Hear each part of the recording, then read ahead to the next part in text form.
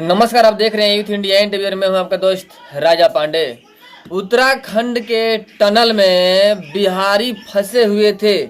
पिछले 1 माह से रेस्क्यू चला और किसी तरह उनका जान बचा। अभी वे लोग जो कि बिहार के हैं, बिहार में पहुंचे हुए हैं और आप बीती बता रहे थे, जिसे सुनकर आपके रोंगटे खड़े हो जाएंगे। बिहार की सरकार के ऊपर धिक्कार है और लानत है ऐसी सरकार की जो कि बिहारियों के हित के लिए एक भी कार्य नहीं करती है। अपना राग अलपते रहती है कि हम बिहार में बहुत सारे रोजगार दे रहे हैं, बहुत सारी नौकरियां दे रहे हैं, और वही दूसरी तरफ बिहार के लोग बिहार से बाहर प्रदेश में फंसे हुए हैं एक टनल के अंदर, जो जिंदगी और मौत के बीच में जूझ रहे हैं और फंसे हुए हैं। जो आए हुए थे, क्या क्या बता रहे थे, सारी बात आपको पूरे विस्तार के साथ में बताएंगे। वीडियो में अंत तक बने रहिएगा। आज जो अभी तक आपने हमारे चैनल को सब्सक्राइब नहीं किए हैं तो प्लीज लाल बटन दबा के चैनल को सब्सक्राइब कर लीजिएगा, लाइक कर दीजिएगा और बेल के आइकन को प्रेस जरूर कीजिएगा, ताकि टाइम टू टाइम न्यूज का अपडेट आप तक पहुंचता रहे। आज जो पहले से ही हमारे चैनल को सब्सक्राइब कर रखे हैं उनको दिल से धन्यवाद। बिहार में कहीं भी फैक्ट्रियां नहीं है, एक भी फैक्ट्रियां नहीं है जहां मजदूर काम कर सके।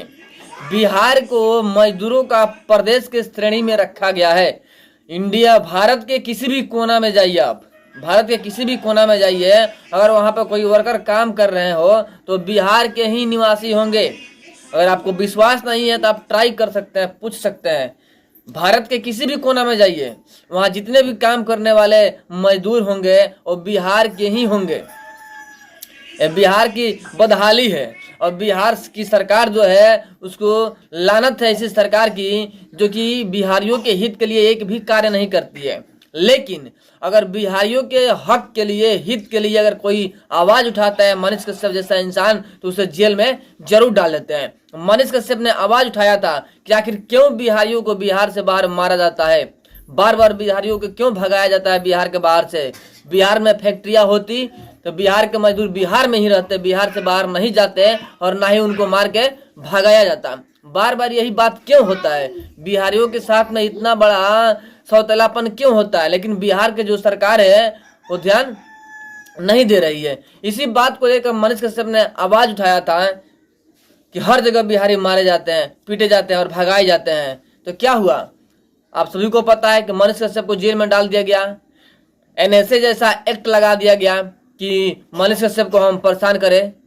पिछले 8 महीने से मनीष कश्यप जेल में पड़े हुए हैं। लगभग सभी केस खत्म हो गया, लेकिन फिर भी जेल में पड़े हुए हैं। मजदूरों के लिए ही आवाज उठाए थे, इसीलिए ऐसा उनके साथ में हुआ। यानी बिहार की सरकार बिहारियों के लिए कुछ करेगी नहीं, बड़ी बोलते रहेगी। आप चुपचाप देखते रहिए, अगर अपने हक के लिए मांग कीजिएगा तो आपको जेल में डाल दिया जाएगा। यह हालात बिहार की है। बिहार के मजदूर उत्तराखंड के टनल में फंसे हुए थे। उनके अनुसार बहुत दिनों तक उन लोगों को ऑक्सीजन नहीं मिल रहा था। किसी तरह अपने जिंदगी को बचा कर रखे, खेल कूद करके आपस में किसी तरह अपने आप को बचाए।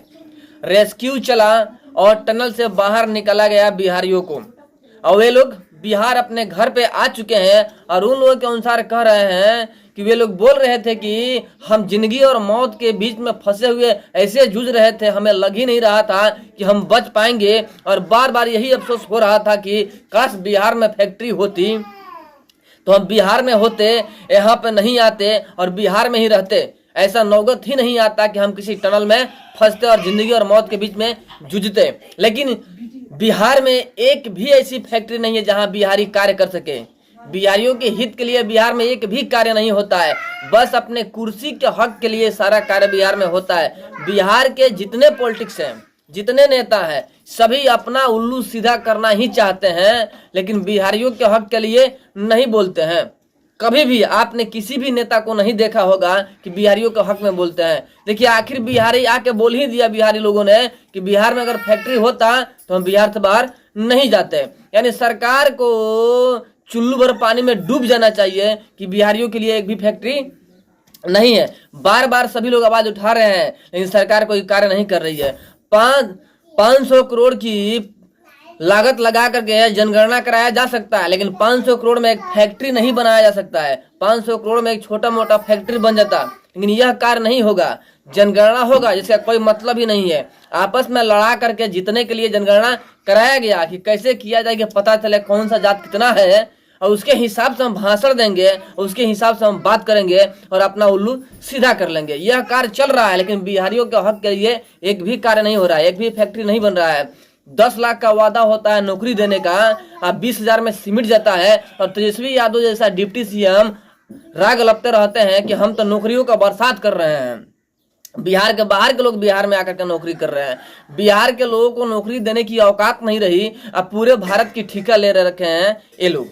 तेजस्वी और नीतीश की सरकार पूरे भारत का ठेका ले रखे हैं। एक बिहार में तो नौकरी दे नहीं पाए, बिहार के बाहर के लोगों को खाक नौकरी देंगे। अपनी कमियां छुपाने के सिवा कुछ आता ही नहीं है इन लोगों को। सिर्फ अपनी कमियां छुपाना चाहते हैं, और जो आवाज उठाता है उसे दाब देना चाहते हैं। कोई आवाज बुलंद न करे, हमारे खिलाफ कोई न बोले, इसी बात के लेकर के मनीष कश्यप को जेल में डाल दिया गया। लेकिन जो बिहारी हैं, जो बिहार के मजदूर हैं, वो सभी देख रहे हैं कि आखिर सरकार हमारे साथ क्या कर रही है, और समय आएगा तो सरकार की औकात दिखाएंगे भी। बाकी बिहार सरकार के बारे में आप लोग क्या समझते हैं, क्या सोच रखते हैं, कमेंट में बताइएगा जरूर। फिर मिलते हैं आपसे बड़े अपडेट और एक बड़े न्यूज के साथ में। तब तक के लिए जय हिंद।